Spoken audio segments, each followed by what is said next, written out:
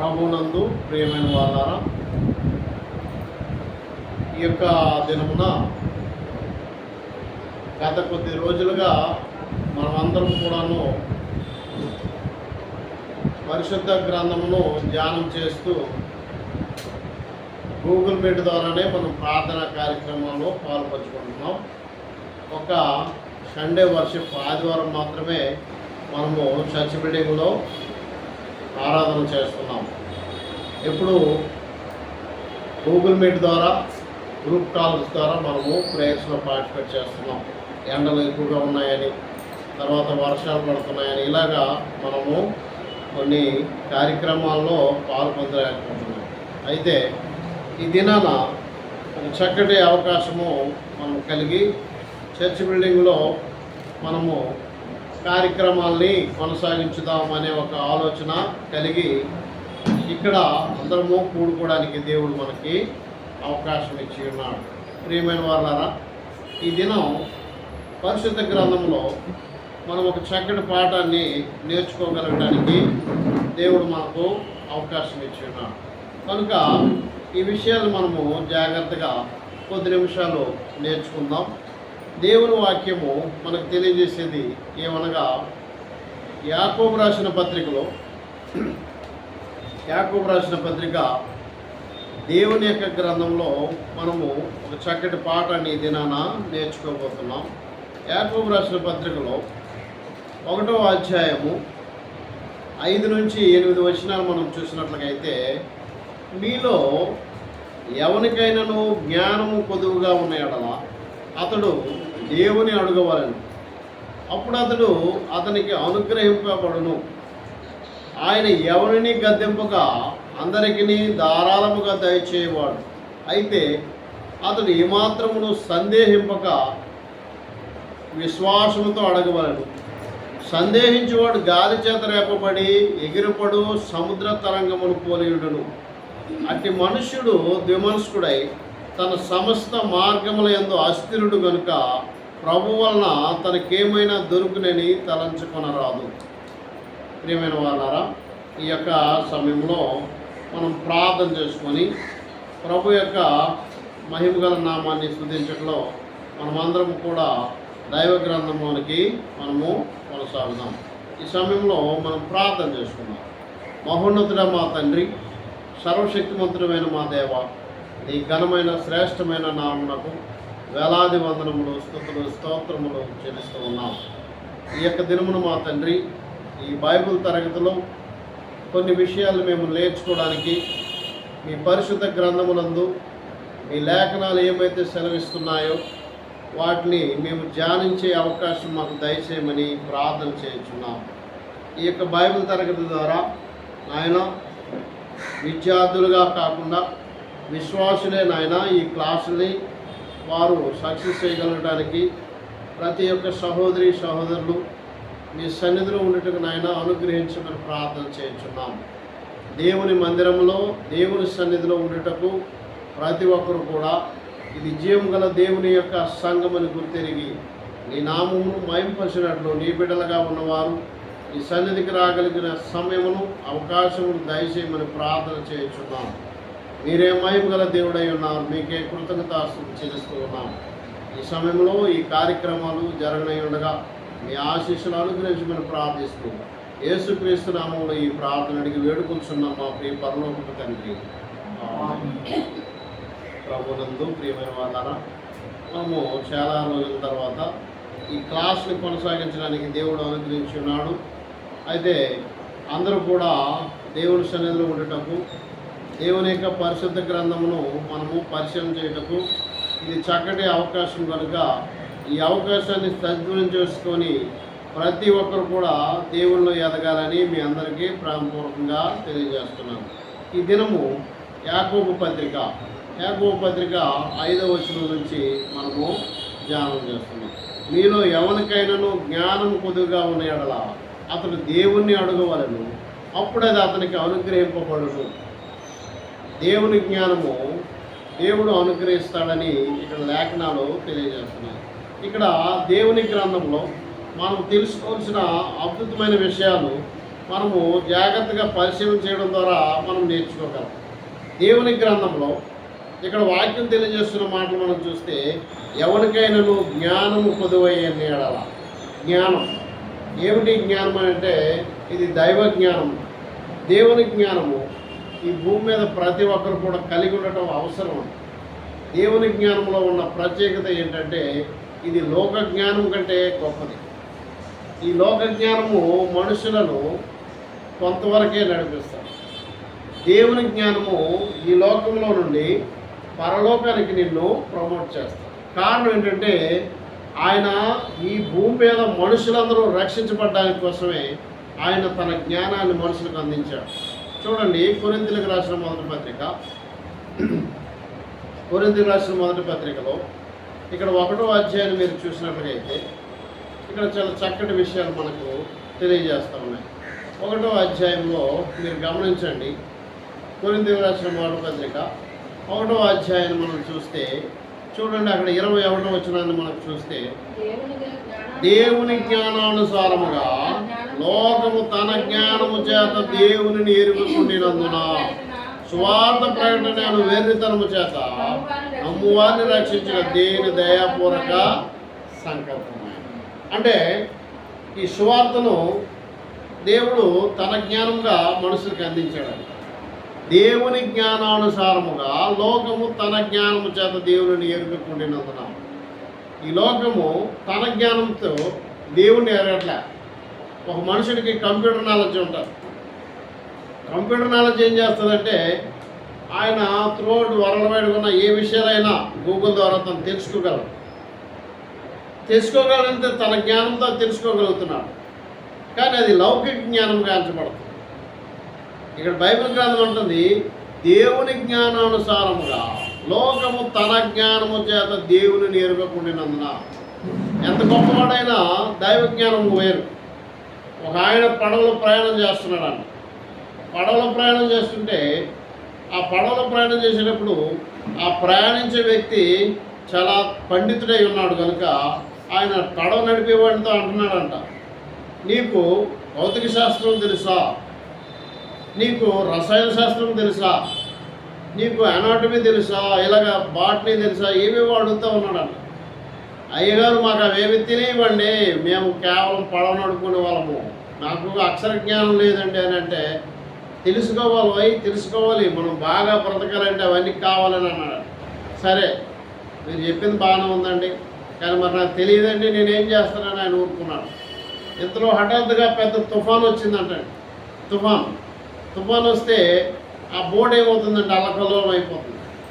Boat అల్లకల్లోలం అయిపోతుంటే ఆ యొక్క బోట్లో ఉన్నవాడు, అయ్యగారు తుఫాన్ వచ్చేటట్టుగా ఉంది, ఈ బోట్ తిరగబడిపోయే ప్రమాదం ఉంది, మీకు ఈత వచ్చా అన్నాడు. అంటాడు, ఒరే నాకు ఈత రాదు సుమి అన్నాడు. అదేంటండి మీకు రసాయన శాస్త్రం వచ్చు, భౌతిక శాస్త్రం వచ్చు, ఏదొచ్చు అన్నారు, అన్ని బాగానే వచ్చాయి, మరి ఈత శాస్త్రం రాలేదా అని అన్నాడు. నాకు రాదురా అని అన్నాడు. రాబోదు నీ కర్మలకు నేనా బోర్డు దిగేసాడు, ఈదుకుని వెళ్ళిపోయాడు. మరి నేను పడవలోనే ఉండిపోయాడు. అంటే దీని అర్థం ఏంటంటే మనుషులందరూ తమ జ్ఞానాన్ని బట్టి సక్సీడ్ అవుతున్నారు, సర్వైవ్ అవుతున్నారు. వారి జీవితాన్ని నెట్టుకు రావడానికి ఈ లోకంలో మనుష్య జ్ఞానం చేత ముందుకు సాగుతున్నారు. అయితే దేవుని వాక్యం అంటుంది, దేవుని జ్ఞానమును ఎరిగి ఉండడం అవసరం అంటుంది. 21వ వచనంలో ఏమంటున్నాడు? కొరింథీయులకు రాసిన పత్రిక, దేవుని జ్ఞానానుసారముగా లోకము తన జ్ఞానము చేత దేవునిని ఎరుగకుండినందున. ఇప్పుడు ఆ లెక్చరర్ ఉన్నాడు, ఆయనకి అన్ని పాఠాలు తెలుసు. అన్ని పాఠాలు ఏంటంటే రసాయన శాస్త్రంలో మంచి ఈక్వేషన్స్ ఉంటాయి, భౌతిక శాస్త్రంలో మంచి ప్రాక్టికల్ నాలెడ్జ్లు ఉంటాయి. ఇట్లాగా బాటనీలోను లేకపోతే వృక్షశాస్త్రంలోను లేకపోతే జంతుశాస్త్రంలోను చక్కగా ఈ యొక్క హ్యూమన్ బీయింగ్ గురించి, యాంఫిబియన్స్ గురించి, లేకపోతే అనాటమీ, లేకపోతే ఇంకేవేవో ఉంటాయి. వాటిని నేర్చుకోవడంలో తప్పు లేదు. అవి ఏం చేస్తున్నాయంటే నువ్వు సర్వైవ్ అవ్వడానికి నిన్ను నడిపిస్తాయి. కానీ నీలో ఆత్మ ఉంది, నీలో ఉన్న ఆత్మ అది రక్షించబడాలనేది ఈనాడు మనుషులు తెలుసుకోవాల్సిన అవసరం. ఆత్మ రక్షించబడాలి అంటే ఆ ఆత్మ అది దైవ సంబంధమైనది. దేవుడు తన పోలిక చొప్పున నిర్మించిన ఒక గొప్ప అపురూపమైనది. అటువంటి ఆత్మను ఈరోజు నువ్వేం చేయాలా? దాన్ని నీవు సమగ్రమైన రీతిలో ఎరిగి ఉండాలి. ఆత్మజ్ఞానము అన్నాడు బైబిల్. దైవజ్ఞానము, ఆత్మజ్ఞానం. మానవుడు తన జ్ఞానము చేత దేవుని జ్ఞానమును ఎరుగకుండినందున. ఇక్కడ సువార్తను ఏమండి ఏం చెప్తున్నాడు అక్కడ? సువార్త ప్రకటనను వెర్రితనము చేత నమ్మువారిని రక్షించిన దేవుని దయాపూర్వక సంకల్పము. నమ్మటం అనేది ఈ లోకంలో ఎవరు నమ్మాలి? ఇప్పుడు ఆ బోట్లో ఉన్నవాడు, ఆ సైంటిస్టు లేకపోతే ఆ ప్రొఫెసరు, ఆ బోట్లో ఉన్నవాడిని నమ్మితే ఆయన రక్షించబడతాడంటే ఆయన తను కాపాడుకునే ప్రయత్నం చేశాడు తప్ప ఏమండి ఏమైనా నన్ను కాపాడవాయంటే కాపాడగలిగాడా? కాపాడలేడు. ఈ లోకంలో ప్రతి ఒక్కరు కూడా తను కాపాడుకోవడానికి తన ప్రణాళిక కలిగి ఉండాలి. అయితే దేవుని జ్ఞానం ఏమంటుందంటే సువార్త ప్రకటనను వెర్రితనము చేత ఏమండి మనుషులు రక్షించబట్టుకు దేవుని దయాపూర్వక సంకల్పం. ఇది దైవ జ్ఞానం. సర్వసాధారణంగా మనుషులు భూమి మీద ఉన్న వారందరూ కూడాను ఏదో రోజు చనిపోతామని అందరికీ తెలుసు. మనుషులకి ఇప్పుడు హిందూ ధర్మశాస్త్రం ఏంటంటే పుట్టినవాడు గిట్టక మానడు, గిట్టినవాడు పుట్టక మానడు అంటున్నారు. అంటే ఈ కాన్సెప్ట్ అందరిలో నరనరాల్లో జీవించిపోయింది తప్ప మళ్ళీ పుడతాం, మళ్ళీ చేస్తాం, మళ్ళీ పుడతాం, మళ్ళీ చేస్తాం. మనుషులకి ఇదే ఏమండి ఒక రివాజ్ అయిపోయింది. ఆ తర్వాత ఏంటి? ఇది ఏమైనా రీజనబుల్గా ఉందా? పుట్టడం చావడం, పుట్టడం చావడం. ఇది ఎంతకాలం ఎక్కడ తీసుకుపోతుంది? ఇది ఏమో నీకు తెలియదు, ఎవరికి తెలియదు. కానీ బైబిల్ ఏమంటుందంటే మనుషులు ఒక్కసారే మరణిస్తారు. చూడండి, హెబ్రీయులకు రాసిన పత్రిక 9వ అధ్యాయము 26-27 వచనాల్లో ఇక్కడ బైబిల్ గ్రంథం సెలవిస్తున్న మాటలు మనం చూస్తే ఇక్కడ ఏముంటుందంటే మనుషుల కొరకు గ్రంథం చెప్తుంది, శాస్త్రం చెప్తుంది. 27 వచనం 27 మనుషులు ఒక్కసారి మృతి పొందవాలని నియమింపబడాను. అంతేనండి, మనుషులు ఒక్కసారి మృతి పొందాలి, అంతే. ఇది నియమం. ఈ నియమాలు కాదనడానికి ఎవరికి లేదు. ఇక్కడ మరణించే వారు అందరూ కూడా మళ్ళీ పుడతారు, మళ్ళీ చనిపోతారు, మళ్ళీ పుడతారు, మళ్ళీ చనిపోతారు అంటే అది రీజనబుల్గా లేదు. ప్రపంచమే ఒప్పుకోదు. కారణం ఏంటి? దీనికి ఏమైనా అంతు లేదా? దీనికి ఏమైనా అంతం లేదా? దీనికి ఏమైనా ముగింపు లేదని అంటే అది చెప్పే కథ బాగలేదు. వీళ్ళు చిన్నప్పుడు మేము చూసేవాళ్ళం. ఏదైనా కథ చెప్పంటే ఒక రాజు ఉన్నాడు, రాజు కొరకు 7 కొడుకులు ఉన్నారు. 7 కొడుకులు ఏటకెళ్ళారు, 7 చేపలు తెచ్చారు, అవి ఎండలేదు. ఏమైనా ఎండలేదంటే ఏదో చేమంట వచ్చింది, ఏమో కాదు చెప్తారు. ఇది తెలిసిన కదా, రోజు అదే చెప్తుంటే పిల్లలకి ఏమవుతుంది? బోర్. వాస్తవం ఏంటో చెప్పాలా, ప్రజల యొక్క సమస్యలు ఏంటో చెప్పాలా, సమాజం యొక్క పరిస్థితులు ఏంటో చెప్పాలా. ఈనాడు మనుషులకి వాస్తవాలు తెలియజేయాలి. సనాతన ధర్మాలు పాత చింతకాయ పరచలాగా మూలపాఠాలు చెప్పుకుంటూ ప్రజల్ని ఇంకా మూఢాచారంలో తీసుకెళ్తే వారిలో అవేర్నెస్ లేదు, వారు తెలుసుకోవాల్సిన విషయాలు లేవు. ప్రజలు ఇంకా మూఢనమ్మకాలతో కొట్టుకుపోతుంటే వారి జీవితాలు వెలిగించబడడానికి ఎప్పుడు? అందుకే యేసుక్రీస్తు ప్రభు వచ్చేటప్పుడు చూడండి, మత్తయి సువార్త ఏముంటుందంటే ప్రజలు గొప్ప వెలుగును చూసిరి, మరణాంధకారంలో ఉన్న ప్రజలు గొప్ప వెలుగును చూసిరి అంటున్నాడు. అంటే ఏమిటి వెలుగు? ఎవరు ఈ వెలుగు? ఈయన యొక్క గొప్పతనం ఏంటి? ఈయన యొక్క ప్రత్యేకత ఏంటి అనేది మనం చూసినట్లయితే చూడండి, మత్తయి సువార్త 4వ అధ్యాయం మనం చూస్తే ఇక్కడ 11వ వచనంలో అంటున్నాడండి, లేదంటే 12వ వచనం నుంచి వస్తుంది. 12వ వచనం ఏమంటుందంటే యోహాను చెరపట్టబడెను,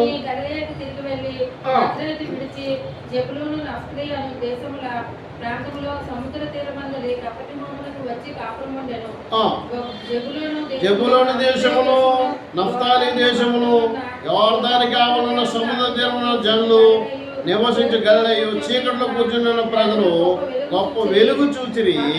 మరణ ప్రదేశములను మరణశైల కూర్చుని వారికి వెలుగు ఉదయించునని యెషయా ద్వారా పలకబడిన మాట నెరవేరినట్లు ఎలాగ జరగను. ప్రజలు వెలుగులోకి రావాలి. అంతవరకు ప్రజలు ఎక్కడున్నారంటే చీకట్లో ఉన్నారు. చీకట్లో ఉన్న ప్రజలు ఏం చేస్తారో తెలియదు, ఎలా జీవిస్తారో తెలియదు, వారి గమ్యం ఏంటో, వారి తరగా విధానాలు ఏంటో తెలియదు.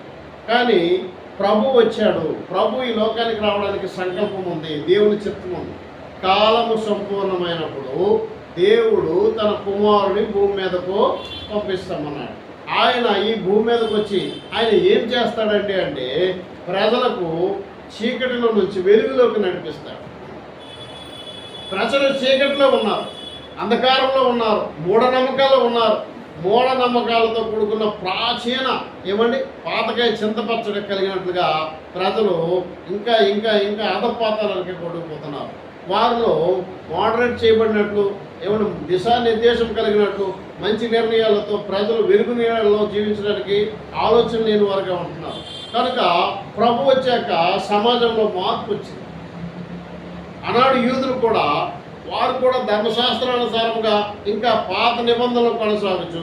బలులని, అర్పణలని, ధూపదీప నైవేద్యాలని, పండగలని, పున్నములని, అమావాస్యలని ఇలా వారు యొక్క ఆచారాలు కొనసాగించబడుతుంటే ప్రభు వచ్చాడు. ఈ విషయాల్లో మార్పు రావాలి, ప్రజలు మార్పు చెందాలి. అందుకే 15వ అధ్యాయం మత్తయి సువార్త 15వ అధ్యాయంలో 9వ వచనం అంటున్నాడు, ఈ ప్రజలు తమ పెదవులతో నన్ను కనపరుస్తున్నారు కానీ వారి హృదయం నాకు దూరంగా ఉన్నది. అంటే ప్రజల ఆలోచనలు మనుషులు కల్పించిన పద్ధతులు దైవోపదేశములను బోధించుచు వ్యర్థముగా ఆరాధించుచున్నారు. ప్రజల యొక్క ఆరాధన విధానాలు, ప్రజల యొక్క ఆచార వ్యవహారాలు, ప్రజల యొక్క సాంప్రదాయాలు ఇవన్నీ కూడా బాగా వెనుకబడి ఉన్నాయి. ఈ రోజుకి మన దేశంలో ఆచారాలు ఉన్నాయండి. మన దేశ ఆచారాలు మీరు చూడండి, ప్రతి ఊర్లోనూ, ప్రతి గ్రామంలో, ప్రతి ప్రాంతాల్లోనూ పండగలని, పరసలని, సాంప్రదాయాలని ఇలాంటివన్నీ చేసుకొస్తూ ప్రజలు ఇంకా ఇంకా ఇంకా వెనక్కి నెట్టేస్తున్నారు. దానివల్ల ఏమవుతుంది? ప్రజలు ఎదుగుదల లేదు, ప్రజల్లో మార్పు లేదు, ప్రజల్లో చైతన్యం లేదు. ప్రజలు ఇంకా ఇంకా ముందుకు దూసిపోవాలి. మానవుడు తన యొక్క ఇమేజ్ని కాపాడుకోవడానికి, తన ఉనికిని కాపాడుకోవడానికి వానికి ఒక దిశానిర్దేశం చేయవలసిన అవసరము ప్రభుత్వం మీద ఉంది. కానీ ప్రభుత్వాలే సాంప్రదాయాల్ని పెంచి పోషిస్తూ ఉన్నాయి. దీనివల్ల ఈనాడు మార్పు కావాలని ప్రభువే భూమి మీదకి వచ్చి ఈ ప్రజలు తమ పెదవులతో కనపరుస్తారు కానీ వారి హృదయం దేవునికి దూరంగా ఉంది. ఈనాడు దేవుడు మనుషుల యొక్క హృదయాలని ఆయన టచ్ చేయాలనుకుంటున్నాడు. భౌతిక సంబంధమైన జీవితము కాదు, మనస్సును వెలిగించాలనుకుంటున్నాడు, హృదయాలను వెలిగించాలనుకుంటున్నాడు. అందుకే చూడండి, ఇర్మియా గ్రంథంలో ఒక చక్కని మాట ఉందండి. ఏమంటున్నాడంటే, మార్గములను తరచి చూడండి, పురాతనమైన మార్గం మీకు కనిపిస్తుంది అంటున్నాడు. అంటే మన యొక్క జీవితాల్లో మనం ప్రయాణించే మార్గాలు ఇంకా ఇంకా ప్రాచీనమైనవిగా ఉన్న వాటిని మనము సరిగ్గా చూడలేకపోతున్నామండి, వాటిని సరిగ్గా పరిశీలన చేయలేకపోతున్నామండి. దేవుడు తన మార్గాన్ని బయలుపరచాలనుకున్నాడు. అది ప్రవక్తల గ్రంథాల్లో చెప్పబడాలి. చూడండి, ఇర్మియా గ్రంథం 6వ అధ్యాయంలో 16వ వచనాన్ని మనం చూసినట్లయితే, మార్గములలో నిలిచి చూడుడి, పురాతన మార్గముల గురించి విచారించుడి, మేలు కలుగు మార్గం ఏదని అడిగి అందులో నడుచుకోండి, అప్పుడు మీకు నెమ్మది కలుగును. ఏమండి, మార్గాల్లో మనం వెళ్ళేటప్పుడు మనకు కావాల్సిన మార్గం ఏదో తెలుసుకోవాల్సిన అవసరం ఈనాడు మనుషులకు. అందుకే బైబిల్ గ్రంథంలో మత్తయి సువార్త 7వ అధ్యాయంలో 13-14 వచనాలు ఏం చెప్తున్నాడు? ఇరుకు మార్గమున ఏం చేయాలా? ఎక్కడ చూడాలంటే ఇరుకు మార్గంలో ప్రవేశించాలి. ఇరుకు మార్గం అంటే అది ఎలాగుంటుంది అంటే చాలా కఠినమైనది. ఆ మార్గం ఎలాంటిది అంటే మనుషులు ప్రయాణం చేయాలంటే చాలా కష్టాలు ఉంటాయి, చాలా ఇబ్బందులు ఉంటాయి, చాలా శోధనలు ఉంటాయి. వాటన్నిటిని అధిగమించాలని అంటుందండి గ్రంథం. అంటే ఇక్కడ నీ జీవన వైఫల్యాలు నువ్వు గమనిస్తే నువ్వు ఎందులోకి వెళ్ళాలో నీకు అర్థమవుతుంది. ఇక్కడ దేవుని వాక్యం ఉంటుంది, ఇరుకు ద్వారమును ప్రవేశించుడి, నాశనకు పోవు ద్వారము వెడలపు, ఆ దారి విశాలము. ద్వారము, దారి ఇవన్నీ కూడాను ఎలాంటివంట మనుషుల్ని మభ్యపెట్టేవిగా ఉన్నాయి. దాని ద్వారా ప్రవేశించేవారు అనేకులు. జీవనకు పోవు మా ద్వారము ఇరుకును, ఆ దారి సంకుచితమైన దాని కనుగొని వారు కొందరే. అంటే ఇక్కడ ప్రవచన గ్రంథాల 6వ అధ్యాయం 16వ వచనం చూస్తే, పురాతన మార్గం గురించి విచారించుడి, మేలు కలుగు మార్గం ఏది అని అడిగి తెలుసుకోండి అంటున్నాడు. అడిగి తెలుసుకొని అందులో నడుచుకుని అప్పుడు మీకు నెమ్మది కలుగుతుంది. ఈ నెమ్మది కలగాలనంటే ఆ జీవ మార్గాన్ని నువ్వు వెతకాలి. Search your self. ఆ మార్గాన్ని ఎతకలేకపోతున్నారు. కానీ ప్రభు అంటున్నాడు, నేనే మార్గమును అన్నాడు. నేను మార్గం అంటే ఏంటి? ఈయన ద్వారా మనకి ఏంటి మార్గం? ఆ మార్గం ఏంటి? ఎలాగ ఉంటుందంటే ప్రభువు ఈ భూమి మీదకి వచ్చేటప్పుడు ఆయన దేవుని చిత్తానుసారంగా భూమి మీదకి వచ్చాడు. అందుకే తిమోతికి రాసిన పత్రికలు అంటాడు, దేవుడు ఒక్కడే, దేవునికిని నరులకును మధ్యవర్తి ఒక్కడే, ఆయన క్రీస్తు యేసును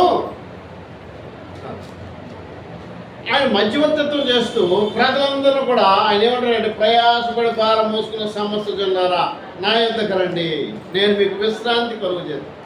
ప్రభువు తన దగ్గరికి రమ్మని అంటాడు. ఆ రమ్మని వారికి ఏమంటాడట, విశ్రాంతిని ఇస్తాం, నెమ్మదిని ఇస్తాం. ఇంకో దగ్గర ఒక సమరస్థితి అంటున్నాడు, నీకు నిత్య జీవం ఇస్తాం, జీవజలపు బొగ్గలు, జీవజలపు దారాలను ఇస్తాను, జీవజలపు బొగ్గలను ఇస్తాను అని అంటున్నాడు. ఏంటి వీళ్ళు ఉన్న ప్రత్యేకత? నేను తప్ప, నా ద్వారా తప్ప ఎవడనో తండ్రి వద్దకు చేరలేడు అంటున్నాడు. కాబట్టి అక్కడ ప్రవచన గ్రంథాల్లో పురాతన మార్గాలు వెతికి చూడండి, మీకు నెమ్మది కలిగే మార్గం మీద చూసుకొని అందులో ప్రయాణం చేయండి అన్నాడు. ఇవన్నీ మనం పరిశీలన చేస్తే యాకోబు రాసిన పత్రిక ఇప్పుడు మనకు అర్థమవుతుంది. జ్ఞానం, ఏ జ్ఞానం కావాలంటే దైవ జ్ఞానం కావాలి. ఆ జ్ఞానం నీకు ఎక్కడి నుంచి వస్తుందంటే దేవుని దగ్గరే ఉంది. కాబట్టి దేవుడిని అడగాలి. మీరు అడుగుడి ఏమడుగుతారు? దేవా నాకు మంచి ఇల్లు కావాలి, దేవా నాకు మంచి డబ్బు కావాలి, దేవా నాకు మంచి ఉద్యోగం కావాలి, దేవా నాకు మంచి జీవితం కావాలనేసి అడగడం కాదట. దేవా నన్ను సర్వసత్యంలోకి నడిపించు, చక్కని నీ రాజ్య మార్గంలోకి నన్ను నడిపించు, నేను నీ సన్నిధికి రావాలి, నేను నీ సన్నిధిలో ఉండాలి, నీ రాజ్యంలోకి చేరాలి, నీ మార్గాన్ని నేను వెతకాలి, ఆ నిత్య జీవాన్ని నేను పొందాలి. అలాంటి అరుదైన వరాన్ని నువ్వు దేవుని దగ్గర కోరుకో. ఆ కోరుకుంటే అవి సజావుగా ఉన్నాయి, అవి చక్కగా ఉన్నాయి, అవి రీజనబుల్గా ఉన్నాయంటే ఆయన నీకు ఇస్తాడు. నువ్వు అడిగే విధానము దేవునికి నచ్చాలి, అంతే కదండి. దేవునికి అడ్డదిడ్డంగా ఏమేమి అడిగి తెస్తాడా? నిన్ను నువ్వు తెలుసుకోవడానికి నువ్వు ప్రయత్నించాలి.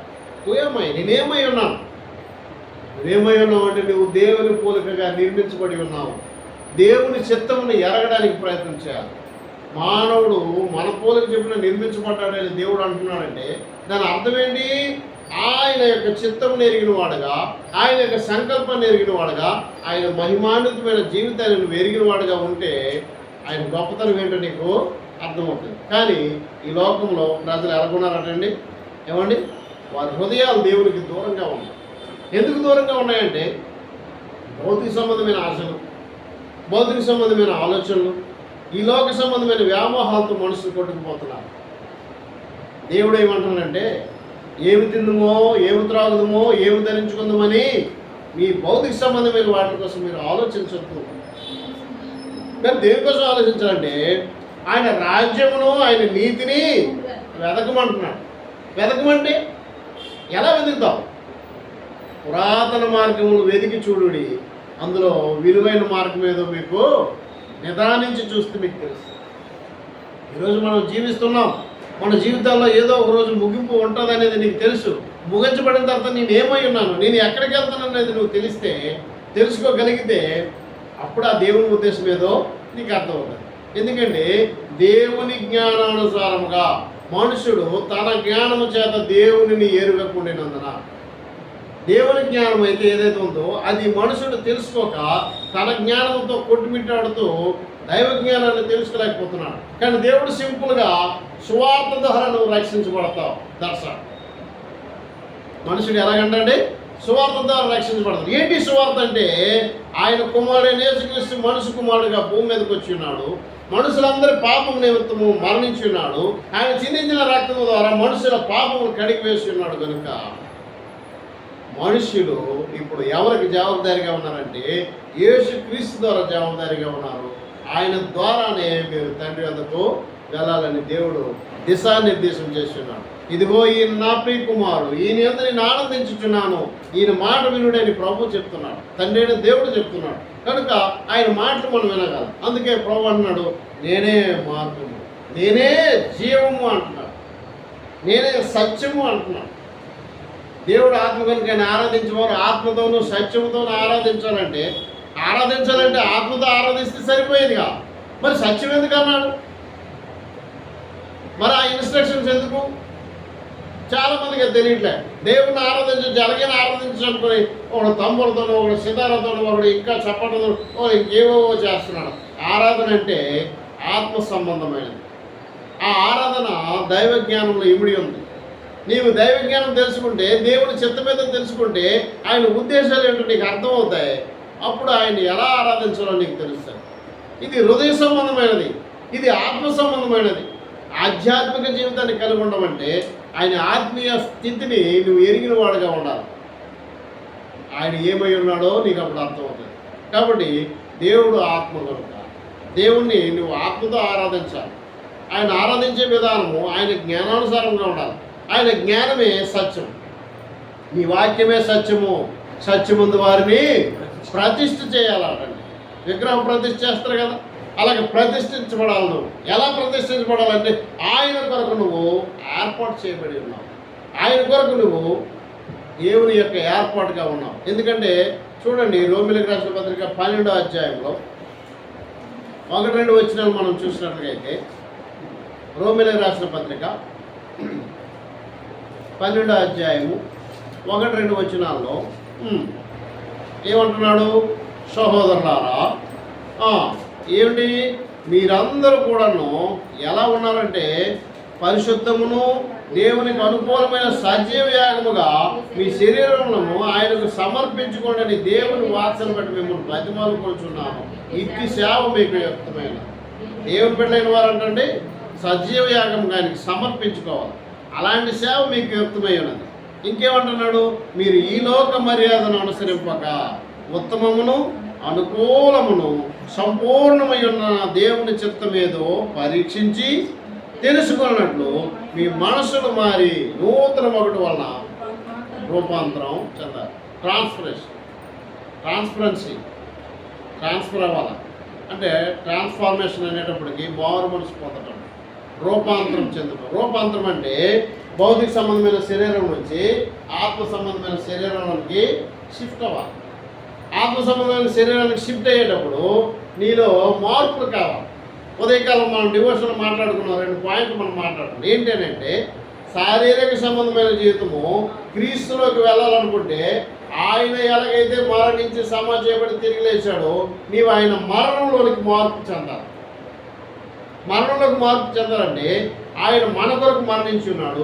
ఈరోజు నీవు ఆయన కొరకు మరణించడానికి సిద్ధంగా ఉండాలి. మరణించడం అంటే అది భౌతిక సంబంధమైన మరణం అయితే కాదు, కానీ నీ యొక్క ఆలోచన మారాలి, నీ కోరికలు చావాలి, నీ దురాశలు చావాలి, భౌతిక సంబంధమైన వ్యామోహాలు చంపబడాలి. అవన్నీ నువ్వు చంపేసుకుంటే అప్పుడు నీవు క్రీస్తు ప్రభు యొక్క సారూప్యతలోనికి మార్పు చెంది రూపాంతరం చెందడం అంటే అదండి. ఆ తర్వాత భౌతిక సంబంధమైన స్థితిని నువ్వు చంపివేస్తే, అది బాధ పెట్టబడితే ఆత్మ సంబంధమైన స్థితిలో నువ్వు లేపబడతావు. క్రీస్తు 3వ దినాన్ని లేచినట్లుగా నువ్వు లేపబడతావు. ఆయన మరణాన్ని జయించినట్లుగా నీకు కూడా గొప్ప అనుభూతిని దేవుడు ఆశీర్వాదకరంగా ఇవ్వబోతున్నాడు. అటువంటి అరుదైన స్థితిని ఈనాడు నువ్వు కలిగి ఉన్నావంటే ఇంక నీకేం కావాలి? రిజర్వ్ చేసుకోవడం అంటున్నాడు. పౌలు అంటాడు, నా కొరకు జీవ కిరీటము దాచబడి ఉంది. జీవకిరీటం దాచబడి ఉందంటే దాని అర్థం ఏంటి? నా కొరకు జీవకిరీటం దాచబడి ఉంది, నా పరుగుని నేను తొదముట్టించుకుని ఉన్నాను, నా పరుగుని తొదముట్టించుకున్నాను అంటే దాని అర్థం ఏంటంటే ఈ కాన్ఫిడెన్స్. ఆయన చాలా స్థిరమైన నమ్మకం కలిగి ఈ మాట చెప్తున్నాడు. ఈరోజు నేను అలా ఉన్నామా, అలా ఉండగలమా, అలా చెప్పగలమా అంటే ఆ చెప్పగలిగే స్థితిని నీవు కలిగి ఉండడానికి ప్రయత్నం చేయాలి. అందుకే నేను గాలికి పోట్లాడలేదంట. పౌలు ఏమంటున్నాడండి? నేను గాలికి పోట్లాడాలి. ఆయన తన యొక్క ప్రాక్టికల్ లైఫ్లో ప్రార్థనాపరుడిగా ఉన్నాడు, ఉపవాసాలు చేసేవాడుగా ఉన్నాడు, పరిచర్య చేసేవాడుగా ఉన్నాడు, సువార్తను ప్రకటించేవాడుగా ఉన్నాడు, దేవుని వాక్యాన్ని తెలియజేసేవాడుగా ఉన్నాడు. అన్ని విషయాల్లో దేవునికి మహిమకరంగా ఉన్నాడు. అటువంటి అరుదైన జీవితమే క్రైస్తవ జీవితం అని ఆయన ప్రాక్టికల్గా ప్రూవ్ చేసుకొని అలాంటి ఖచ్చితమైన స్థితిలో ఆయన మాట్లాడుతూ నా కొరకు జీవ కిరీటము దాచబడింది. నేను బ్రతుకుడైతే క్రీస్తు కొరకే, చావు అయితే నాకు లాభము. చనిపోయాడనుకో ఆయన పరలోకానికి వెళ్ళగలడని ఒక నమ్మకంతో ఆయన చనిపోతున్నాడు. మనం చనిపోయే మునుపు మనం చాలా విషయాలు జాగ్రత్తలు తీసుకోవాలి.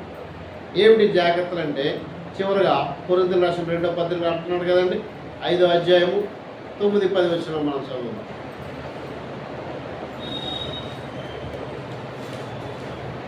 కొరింథీయులకు రాసిన దేహము విడిచేయనను ఆయనకు ఇష్టమై ఉండవలనని మీరు ఆజ్ఞాపించుచున్నాను.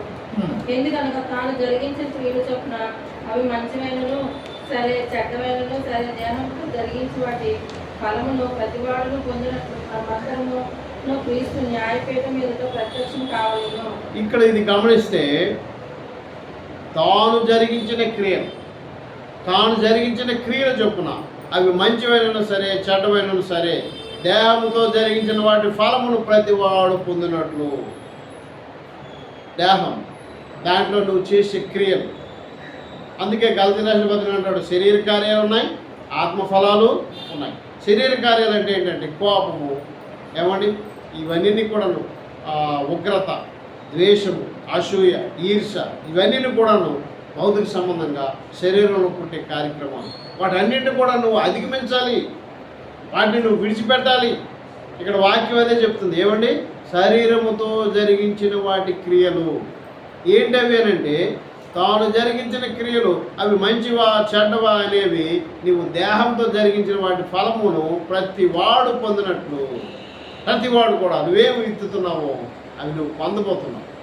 నువ్వు కోపాన్ని విత్తుతున్నావా, నువ్వు పాపాన్ని విత్తుతున్నావా, నువ్వు ద్వేషాన్ని చెబుతున్నావా, నువ్వు ఉగ్రతను కలిగి ఉన్నావా, నువ్వు అసూయను కలిగి ఉన్నావా, నువ్వు ఈర్ష ద్వేషాలు కలిగి ఉన్నావా, వాటిని నువ్వు ఏమి విత్తుతున్నావో నీకు తెలుసుకో.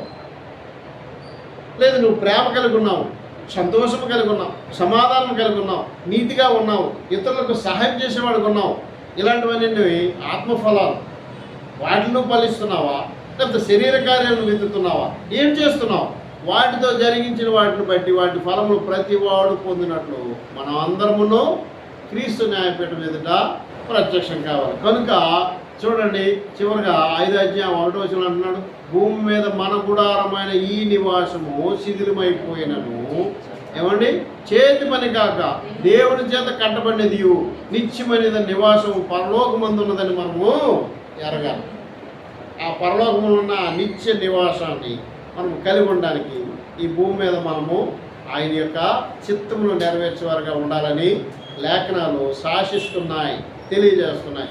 అవి తెలుసుకుని నీవు దేవుళ్ళ ఎదగాలని దైవ గ్రంథము తెలియజేస్తుంది. అందుకే యాకోబు రాసిన పత్రిక 1వ అధ్యాయంలో మనం చూస్తున్నాం కదండి, ఏం చెప్తున్నాడు? నీకు ఎవరికైనా జ్ఞానం కావాల్సి ఉంటే ఎవరిని అడగాల? దేవుడిని అడగాల. దేవుడు అటన్నింటిని మనకు దయచేస్తాడు. అటువంటి జ్ఞానమే దైవ జ్ఞానం. దైవ జ్ఞానము దేవుని చిత్తానుసారంగా దేవుని జ్ఞానం ఎరుగుకుంటున్నందున, మనుషులు తమ జ్ఞానం చేత దేవుని ఎరుగుకుంటున్నందున దేవుడు సువార్తను ప్రకటన చేత మనుషులను రక్షించడానికి ఆయన గొప్ప అద్భుతమైన ప్రణాళిక అందుకే చేస్తున్నాడని కొరింథీయులకు రాసిన పత్రిక 1వ అధ్యాయం 21లో తెలియజేస్తున్నాడు. ఆ ప్రణాళికలో మనం అందరము భాగస్వామ్యమే. కాబట్టి సువార్త ప్రకటించడానికి నువ్వు నీ నడుము బిగించుకోవాలి, నీ యొక్క ఆలోచనను సిద్ధపాటు చేసుకోవాలి. ఆయన పని కొరకు నువ్వు ఏదైనా అవకాశం దొరికిందంటే దాని కొరకు ఇదిగో సిద్ధ మనస్సుని జోడు తొడుక్కొని ప్రార్థనకు వచ్చేయాలి. ఇవన్నీ మనము అలవర్చుకొని ఆయనలో ఎదగాలి. ఎదుగుతూ ఉంటేనే ఆయన ఆశీర్వాదాలు మనకు సమృద్ధిగా ఉంటాయి. ఈ కొద్ది మాట కూడా దేవుడు దీవించగాలి. అందరికీ వందనాలు.